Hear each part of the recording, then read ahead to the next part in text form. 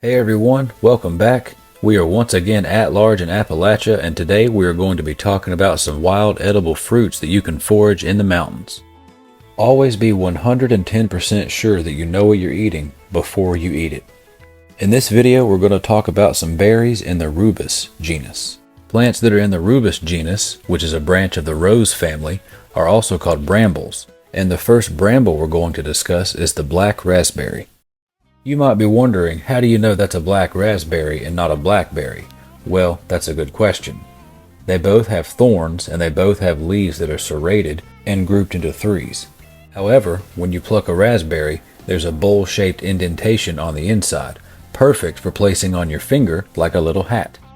Black raspberries are very sweet, and they start to ripen in early summer. This brings us to our next berry in the Rubus genus, the blackberry. If you haven't heard of any of the other berries in this video, you've probably heard of the blackberry. Many people have them on their property, and they can take over a hillside if given the opportunity. As you can see, when you pluck a blackberry, it would not make a very good hat for your finger. That's why it's not a raspberry. Just for fun, here's a side-by-side comparison of a blackberry and a black raspberry. Note the lack of a bowl-shaped indentation in the blackberry. In my opinion, blackberries are generally more tart, with a slightly bitter aftertaste, but they make a really good jam or jelly. They start to ripen in early summer, and the peak harvest time is midsummer. The next berry in the Rubus genus is the wineberry.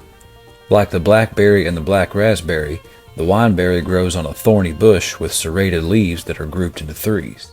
Unlike the blackberry and black raspberry, however, the wineberry is not a native species to America, as it is native to East Asia. Wineberry can be identified by its red fuzzy buds and beautiful bright red berries. As you can see, when you pluck it, it would make a great finger hat, which means it's a type of raspberry. My controversial opinion is that even though they're non-native and invasive, I prefer the taste of a wineberry to a blackberry. And last but definitely not least, we have my favorite of the Rubus genus in Appalachia, the purple flowering raspberry. Also called the Virginia raspberry, the purple flowering raspberry is well known for its beautiful flower, which in my opinion looks like a rose of Sharon, which is unsurprising because they're both in the rose family. Unlike the other three brambles we've discussed, purple flowering raspberry does not have thorns, nor does it have serrated leaves grouped into threes. Instead, purple flowering raspberry has distinctively large, maple-like leaves. Like the other brambles though, purple flowering raspberry prefers a partially shaded hillside with well-draining soil, with its berries ripening in mid to late summer. Well folks, that's it for this video about wild edible plants in Appalachia. Again, always remember to exercise extreme caution when foraging.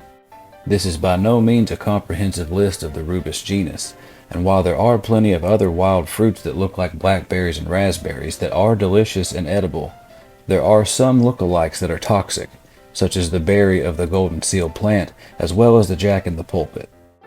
Again, always use caution, but remember to have fun and try to learn something. I've got some more wild edible fruits coming your way, so stay tuned for part 2.